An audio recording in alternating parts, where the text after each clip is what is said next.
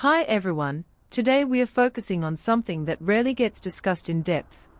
And that is how Park Shin-hye has managed to maintain relevance across more than 2 decades in an industry where many actors struggle to stay visible even for a few years. Starting as a child actress in the early 2000s, she built her reputation gradually, moving from supporting roles into leading positions without the abrupt transitions that often destabilize careers.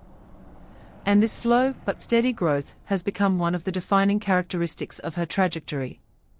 What makes her case particularly interesting is that she never relied on a single breakout role to define her entire career, but instead accumulated a series of successful projects that reinforced her image over time, including major hits that expanded her international fanbase and established her as a recognizable figure beyond Korea. This gradual accumulation of credibility is something that industry observers often point to as a key factor in her longevity, because it reduces the risk associated with any single project underperforming. However, her career has not been without challenges, especially during periods where audience expectations began to shift and newer actresses entered the spotlight with more experimental or unconventional roles, creating a more competitive environment.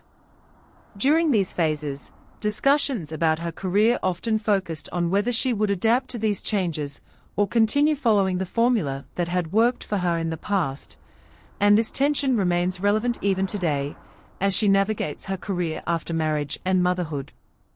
Another aspect that contributes to her staying power is her public image, which has remained relatively stable and free from major controversies, allowing her to maintain a level of trust with both audiences and industry professionals.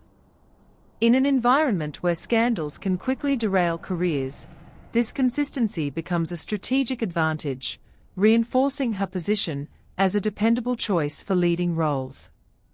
As we look at the bigger picture, Park Shin-hye's career raises an important question about what it really means to succeed in the entertainment industry, whether it is about achieving constant reinvention, or about building a stable and enduring presence over time.